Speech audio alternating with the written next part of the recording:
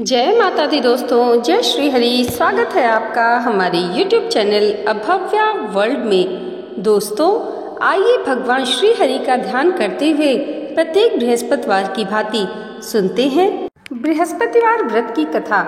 प्राचीन समय की बात है। भारत में एक राजा राज्य करता था। वह बड़ा ही प्रतापी तथा दानी था। वह नित्य प्रति मंदिर में भगवत दर्शन करने जाता था। वह ब्राह्मण और गुरु की सेवा किया करता था। उसके द्वार से कोई भी याचक निराश होकर नहीं लौटता था।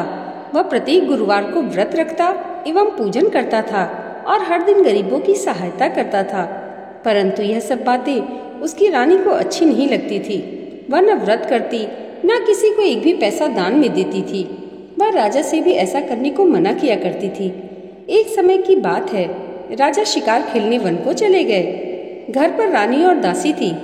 उस समय गुरु बृहस्पति साधु का रूप धारण कर राजा के दरवाजे पर भिक्षा मांगने आए। साधु ने रानी से भिक्षा मांगी तो वह कहने लगी, हे साधु महाराज, मैं इस दान और पुण्य से तंग आ गई हूँ। इस कार्य को करने के लिए तो मेरे पतिदेव ही बहुत हैं। अब आप ऐसी कृपा करें कि सारा धन नष्ट हो जाए तथा मैं आराम से रह सकूं। साधु रूपी बृहस्पति देव ने कहा, हे देवी, तुम बड़ी विचित्र हो। संतान और धन से कोई दुखी नहीं होता, इसको सभी चाहते हैं। पापी भी पुत्र और धन की इच्छा करता है। अगर तुम्हारे पास धन अधिक है तो भूखे मनुष्य को भोजन कराओ, प्याऊ लगवाओ, ब्राह्मणों को दान दो, धर्मशालाएं बनवाओ, कुआं, तालाब, बावड़ी, बाग, बागीचे आदि का निर्माण कराओ तथा निर्धनों की कुंवारी कन्याओं का विवाह कराओ। साथ ही यज्ञादि करो। इस प्रकार के कर्मों से आपके कुल का और आपका नाम परलोक में भी सार्थक होगा और तुम्हें भी स्वर्ग की प्राप्ति होगी। परंतु रानी साधु की इन बातों से खुश नहीं हुई। उसने कहा, हे साधु महाराज, मुझे ऐसे धन की आवश्यकता नहीं जिसको मैं अन्य लोगों को दान देती फिरूं तथा जिसको रखने और संभालने में ही मेरा सारा समय नष्ट हो जाए। साधु ने कहा, हे देवी, यदि तुम्हारी ऐसी ही इच्छा है तो जैसा मैं तुम्हें बताता हूँ वैसा ही करना। बृहस्पतिवार के दिन घर आंगन को गोबर से लीपना, अपने केशों को पीली मिट्टी से धोना, केशों को धोते समय स्नान करना, राजा से कहना वह हजामत कराए, भोजन में मांस मदिरा खाना, कपड़े धोबी के यहाँ धुलने देना। इस प्रकार 7 बृहस्पतिवार करने से तुम्हारा सारा धन नष्ट हो जाएगा। यह कहकर साधु महाराज रूपी बृहस्पति देव अंतर्ध्यान हो गए। रानी ने साधु के कहे अनुसार 7 बृहस्पतिवार तक वैसा ही करने का विचार किया। साधु के बताए अनुसार कार्य करते हुए केवल 3 बृहस्पतिवार ही बीते थे कि उसकी समस्त धन संपत्ति नष्ट हो गई। भोजन के लिए दोनों समय परिवार तरसने लगा तथा सांसारिक भोगों से दुखी रहने लगा। तब राजा रानी से कहने लगा, हे रानी, तुम यहाँ पर रहो, मैं दूसरे देश को जाता हूँ, क्योंकि यहाँ पर मुझे सभी मनुष्य जानते हैं, इसलिए मैं यहाँ कोई काम धंधा नहीं कर सकता। मैं अब परदेश जा रहा हूँ, वहाँ कोई काम धंधा करूँगा, शायद हमारे भाग्य बदल जाएं। ऐसा कहकर राजा परदेश चला गया। वह वहाँ से जंगल से लकड़ी काट कर लाता और शहर में बेचता। इस तरह जीवन व्यतीत करने लगा। इधर राजा के बिना रानी और दासियां दुखी रहने लगी। किसी दिन भोजन मिलता, किसी दिन जल पीकर ही रह जाती। एक समय रानी और दासियों को 7 दिन बिना भोजन के व्यतीत करने पड़े। तो रानी ने अपनी दासी से कहा, हे दासी, यहाँ पास के ही नगर में मेरी बहन रहती है। वह बड़ी धनवान है, तू उसके पास जा और वहाँ से 5 सेर बीझर मांग कर ले आ, जिससे कुछ समय के लिए गुजारा हो जाएगा। दासी रानी की बहन के पास गई। रानी की बहन उस समय पूजा कर रही थी। बृहस्पतिवार का दिन था। दासी ने रानी की बहन से कहा, हे रानी, मुझे आपकी बहन ने भेजा है, मुझे 5 सेर बीझर दे दो। दासी ने यह बात अनेक बार कही, परंतु रानी की बहन ने कोई उत्तर नहीं दिया, क्योंकि वह उस समय बृहस्पतिवार की कथा सुन रही थी। जब दासी को रानी की बहन से कोई उत्तर नहीं मिला तो वह बहुत दुखी हुई। उसे क्रोध भी आया, पर लौटकर रानी से बोली, हे रानी, आपकी बहन बहुत घमंडी है, वह छोटे लोगों से बात भी नहीं करती। मैंने उससे कहा तो उसने कोई उत्तर नहीं दिया। मैं वापस चली आई। रानी बोली, हे दासी, इसमें उसका कोई दोष नहीं है। जब बुरे दिन आते हैं तो कोई सहारा नहीं देता। अच्छे बुरे का पता विपत्ति में ही लगता है। जो ईश्वर की इच्छा होगी वही होगा। यह सब हमारे भाग्य का दोष है। उधर रानी की बहन ने सोचा कि मेरी बहन की दासी आई थी, परंतु मैं उससे नहीं बोली, इससे वह बहुत दुखी हुई होगी। अतः कथा सुन तथा विष्णु भगवान का पूजन समाप्त कर वह अपनी बहन के घर आई और कहने लगी, हे बहन, मैं बृहस्पतिवार का व्रत कर रही थी। तुम्हारी दासी हमारे घर गई थी, परंतु जब तक कथा होती है तब तक हम लोग न उठते हैं न बोलते हैं, इसलिए मैं नहीं बोली। कहो दासी क्यों गई थी? रानी बोली, बहन हमारे घर अनाज नहीं है, वैसे तुमसे कोई बात छिपी नहीं है, इस कारण मैंने दासी को तुम्हारे पास 5 सेर बेझर लेने के लिए भेजा था। रानी की बहन बोली, बहन देखो बृहस्पति भगवान सबकी मनोकामना पूर्ण करते हैं, देखो शायद तुम्हारे घर में ही अनाज रखा हो। यह सुनकर दासी घर के अंदर गई तो वहाँ उसे घड़ा बेझर का भरा मिल गया। उसे बड़ी हैरानी हुई क्योंकि उसने एक एक बर्तन देख लिया था। उसने बाहर आकर रानी को बताया। दासी अपनी रानी से कहने लगी, हे रानी देखो, वैसे जब हमको अन्न नहीं मिलता तो हम रोज ही व्रत करते हैं, अगर इनसे इस व्रत की विधि तथा कथा पूछ ली जाए तो हम भी कर लिया करेंगे। दासी के कहने पर रानी ने अपनी बहन से बृहस्पतिवार व्रत के बारे में पूछा। उसकी बहन ने बताया, हे रानी बहन, बृहस्पतिवार को सूर्योदय से पूर्व उठकर स्नान करके बृहस्पतिवार का व्रत करना चाहिए, लेकिन उस दिन सिर नहीं धोना चाहिए। बृहस्पतिवार के व्रत में चने की दाल और मुनक्कों से विष्णु भगवान का केले के वृक्ष की जड़ से पूजन करें तथा दीपक जलावें। उस दिन एक ही समय भोजन करें। भोजन पीले खाद्य पदार्थ का करें तथा कथा सुने। इस प्रकार करने से गुरु भगवान प्रसन्न होते हैं, अन्न पुत्र धन देते हैं। इस तरह व्रत और पूजन की विधि बताकर रानी की बहन अपने घर लौट गई। रानी और दासी दोनों ने निश्चय किया कि वे बृहस्पति देव भगवान का पूजन जरूर करेंगी। 7 दिन बाद जब बृहस्पतिवार आया तो उन्होंने व्रत रखा। घोड़साल में जाकर चना और गुड़ बीन लाई तथा उसकी दाल से केले की जड़ से विष्णु भगवान का पूजन किया। अब भोजन कहाँ से आए? दोनों बहुत दुखी हुई, परंतु उन्होंने व्रत किया था, इस कारण बृहस्पति देव भगवान प्रसन्न थे। वे एक साधारण व्यक्ति के रूप में 2 थालों में सुंदर पीला भोजन लेकर आए और दासी को देकर बोले, हे दासी, यह भोजन तुम्हारे और रानी के लिए है, तुम दोनों करना। दासी भोजन पाकर बड़ी प्रसन्न हुई और रानी से बोली, रानी जी भोजन कर लो। रानी को भोजन के आने के बारे में कुछ पता नहीं था, इसलिए वह दासी से बोली, जा तू ही भोजन कर, क्योंकि तू हमारी व्यर्थ में हंसी उड़ाती है। दासी बोली, एक व्यक्ति अभी भोजन दे गया है। रानी कहने लगी, वह भोजन तेरे लिए दे गया होगा, तू ही भोजन कर। दासी ने कहा, वह व्यक्ति हम दोनों के लिए 2 थालों में भोजन दे गया है, इसलिए मैं और आप दोनों साथ साथ भोजन करेंगे। फिर दोनों ने गुरु भगवान को नमस्कार कर भोजन प्रारंभ किया। इसके बाद से वे प्रत्येक बृहस्पतिवार को गुरु भगवान का व्रत और पूजन करने लगे। बृहस्पति भगवान की कृपा से उनके पास धन हो गया, परंतु रानी फिर पहले की तरह आलस्य करने लगी। तब दासी बोली, देखो रानी, तुम पहले भी इस प्रकार आलस्य करती थी, तुम्हें धन के रखने में कष्ट होता था, इस कारण सभी धन नष्ट हो गया। अब गुरु भगवान की कृपा से धन मिला है तो तुम्हें फिर आलस्य होता है। बड़ी मुसीबतों के बाद हमने यह धन पाया है, इसलिए हमें दान पुण्य करना चाहिए। तुम भूखे मनुष्यों को भोजन कराओ, प्याऊ लगवाओ, ब्राह्मणों को दान दो, कुआं तालाब बावड़ी आदि का निर्माण करवाओ, मंदिर पाठशालाएं बनाकर दान दो, कुंवारी कन्याओं का विवाह करवाओ, धन को शुभ कार्यों में खर्च करो, जिससे तुम्हारे कुल का यश बढ़े और स्वर्ग की प्राप्ति हो और पितृ भी प्रसन्न हो। दासी की बात मानकर रानी ने इस प्रकार के कर्म करने प्रारंभ किए, जिससे उसका काफी यश फैलने लगा। एक दिन रानी और दासी आपस में विचार करने लगी, न जाने राजा किस दशा में होंगे, उनकी कोई खोज खबर नहीं है। गुरु भगवान से उन्होंने प्रार्थना की और भगवान ने रात्रि में राजा को स्वप्न में कहा, हे राजा उठ, तेरी रानी तुझको याद करती है, अब अपने देश को लौट जा। राजा प्रातःकाल उठकर जंगल से लकड़ियां काटकर लाने के लिए जंगल की ओर चल पड़ा। जंगल से गुजरते हुए वह सोचने लगा, रानी की गलती से कितने दुख भोगने पड़े। राजपाट छोड़कर उसे जंगल में आकर रहना पड़ा। जंगल से लकड़ियां काटकर उन्हें बेचकर गुजारा करना पड़ा। उसी समय उस जंगल में बृहस्पति देव एक साधु का रूप धारण कर आए और राजा के पास आकर बोले, हे लकड़हारे, तुम इस सुनसान जंगल में किस चिंता में बैठे हो, मुझे बतलाओ। यह सुन राजा के नेत्रों में जल भर आया और साधु की वंदना कर बोला, हे प्रभु, आप सब कुछ जानने वाले हैं। इतना कहकर राजा ने साधु को अपनी संपूर्ण कहानी सुना दी। महात्मा तो स्वभाव से ही दयालु होते हैं। वे राजा से बोले, हे राजन, तुम्हारी पत्नी ने बृहस्पति देव के प्रति अपराध किया था, जिस कारण तुम्हारी यह दशा हुई है। अब तुम किसी प्रकार की चिंता मत करो, भगवान तुम्हें पहले से अधिक धन देंगे। देखो, तुम्हारी पत्नी ने बृहस्पतिवार का व्रत करना प्रारंभ कर दिया है। अब तुम भी बृहस्पतिवार का व्रत करके चने की दाल, गुड़ और जल को लोटे में डालकर केले के पत्ते से भगवान विष्णु का पूजन करो।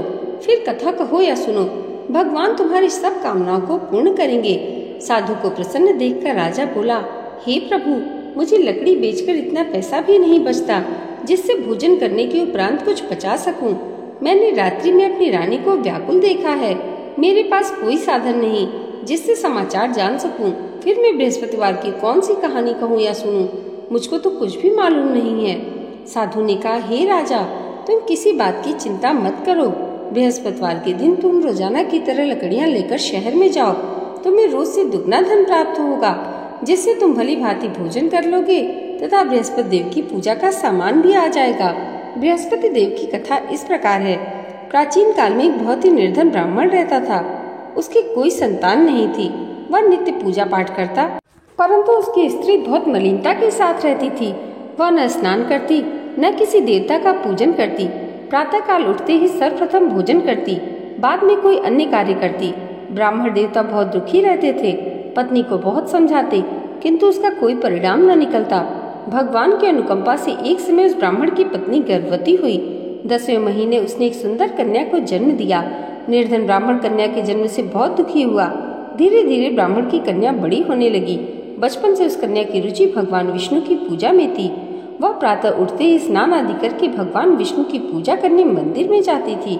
बृहस्पतिवार को व्रत करके विधिवत पूजा पाठ करती थी। पूजा पाठ के बाद वह पढ़ने के लिए पाठशाला में जाती थी। घर से चलते वह मुट्ठी भर जौ साथ लेकर जाती और पाठशाला के रास्ते में थोड़े थोड़े जौ गिराती जाती थी। जब वह पाठशाला से घर लौटती तो जौ के वह दाने सोने में बदले हुए मिलते थे। लड़की सभी सोने के दाने बीन लाती थी। एक दिन जब वह सोने के दाने साफ कर रही थी तो उसकी माँ ने कहा, बेटी, सोने के दाने साफ करने के लिए सोने का सूप भी होना चाहिए। अगले दिन बृहस्पतिवार था। उसने भगवान बृहस्पति देव जी की पूजा करते हुए प्रार्थना की, हे भगवान, यदि मैंने आपका व्रत विधिवत किया है तो मुझे सोने का सूप दे दो। भगवान बृहस्पति देव ने उसकी मनोकामना पूरी करने का वचन दिया। पाठशाला से लौटते समय उसे रास्ते में सोने का सूप पड़ा हुआ मिला। घर लौटकर सोने का सूप अपनी माँ को दिखाकर वह सोने के दाने साफ करने लगी। उस समय नगर का राजकुमार उसके घर के पास से गुजरा। उस सुंदर लड़की को सोने के सूप में जौ साफ करते देख राजकुमार उस पर मोहित हो गया। महल में जाकर राजकुमार ने राजा से उस लड़की से विवाह की इच्छा प्रकट की। तो राजा ने ब्राह्मण को महल में बुलाकर राजकुमार से उसके लड़की के विवाह की बात की। ब्राह्मण तैयार हो गया। धूमधाम से उस लड़की का विवाह राजकुमार से हो गया। दुल्हन बनकर ब्राह्मण की लड़की महल में चली गई। लड़की के चले जाने से ब्राह्मण फिर निर्धन हो गया। उसे कई दिन भोजन भी नहीं मिलता था। वह बहुत दुखी होकर ब्राह्मण एक दिन अपनी लड़की के पास गया।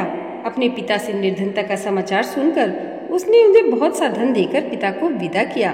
उस धन से ब्राह्मण के कुछ दिन तो आराम से गुजर गए, लेकिन जल्दी ही फिर भूखों मरने की हालत हो गई। ब्राह्मण अपनी लड़की से धन लेने के लिए फिर महल में पहुंचा। लड़की ने पिता की बुरी हालत देखकर कहा, पिताजी, आखिर आप कब तक मुझसे धन लेकर जीवन यापन करेंगे? आप कोई ऐसा उपाय क्यों नहीं करते जिससे आपका घर धन संपत्ति से भर जाए? ब्राह्मण ने कहा, मैंने तेरी माँ को बहुत समझा लिया, पर उसकी समझ में कुछ नहीं आता। उसका फुहड़पन नष्ट हो तो घर की निर्धनता भी दूर हो जाए। तब कुछ सोचकर लड़की ने पिता से कहा, पिताजी, आप कुछ दिनों के लिए माँ को मेरे पास छोड़ जाओ। तब कुछ सोचकर ब्राह्मण पत्नी को लड़की के पास महल में छोड़ आया। लड़की ने अपनी माँ से कहा, माँ, तुम कल प्रातःकाल उठकर स्नान आदि करके भगवान बृहस्पति देव जी की पूजा अवश्य करना। पूजा करने से तुम्हारी निर्धनता अवश्य दूर हो जाएगी। लेकिन उसकी माँ ने उसकी कोई बात नहीं मानी। तब क्रोधित होकर लड़की ने अपनी माँ को एक कक्ष में बंद कर दिया। सूर्योदय के समय माँ को उठाकर जबरदस्ती उससे स्नान कराया और फिर मंदिर में ले जाकर भगवान बृहस्पति देव जी की पूजा कराई।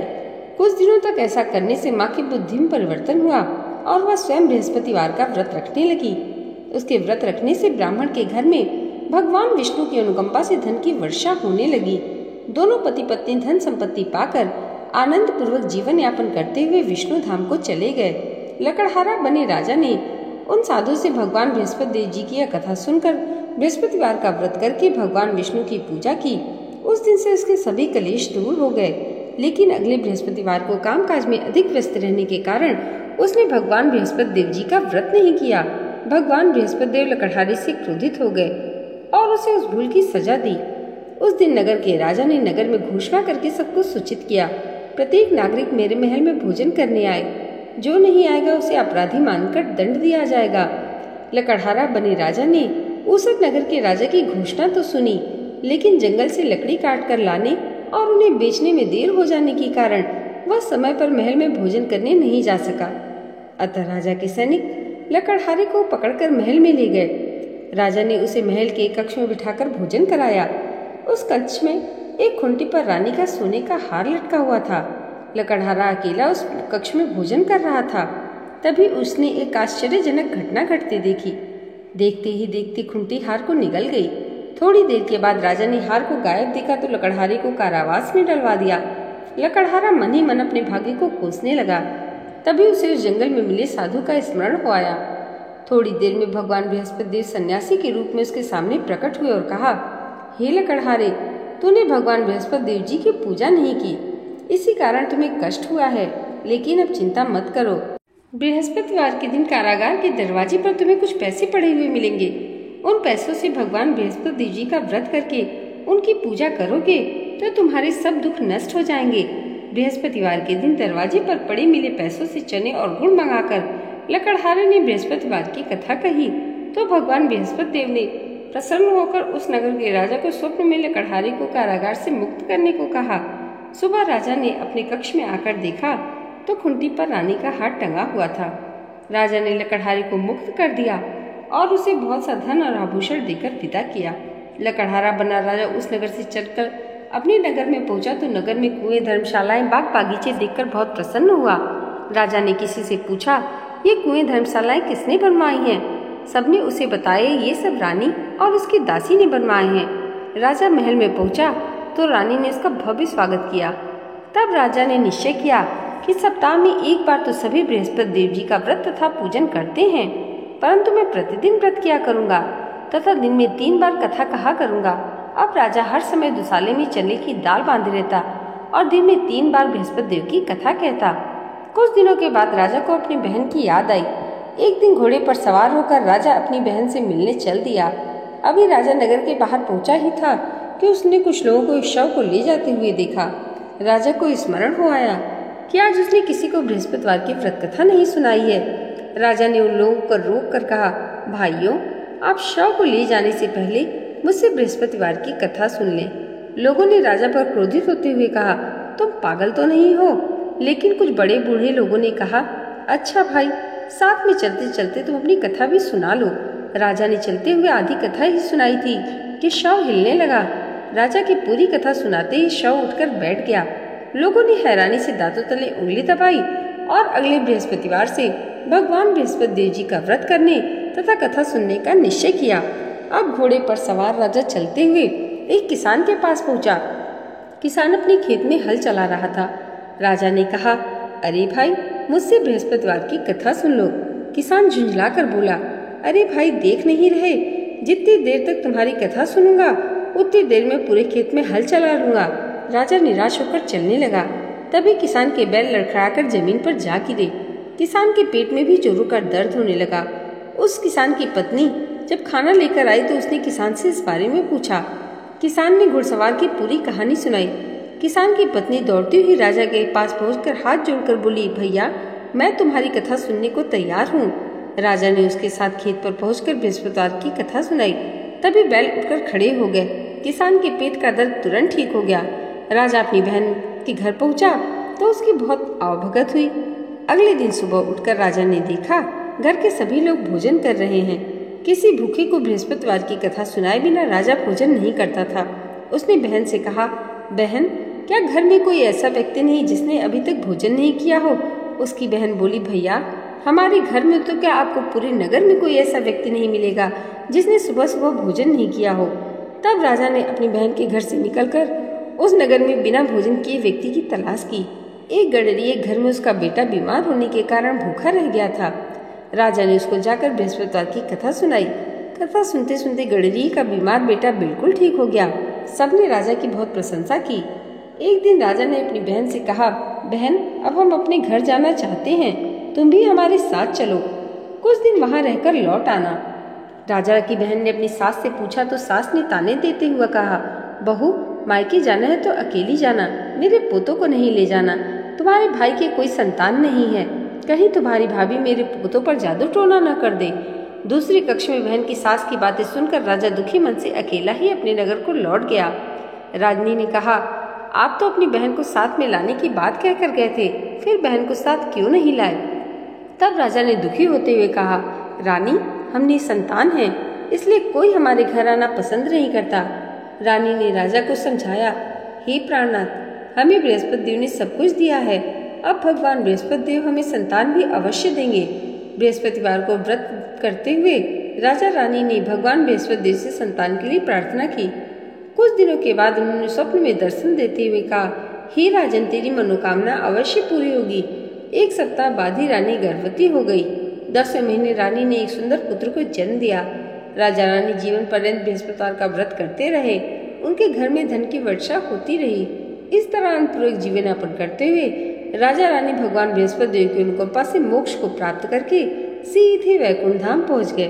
बृहस्पतिवार को विधिवत व्रत करते हुए जो स्त्री पुरुष भगवान विष्णु की पूजा करते हैं, भगवान उनकी सभी मनोकामनाएं पूरी करते हैं। इति श्री बृहस्पतिवार व्रत कथा। दोस्तों, बृहस्पतिवार व्रत कथा पढ़ने के बाद बृहस्पति भगवान की आरती करनी चाहिए।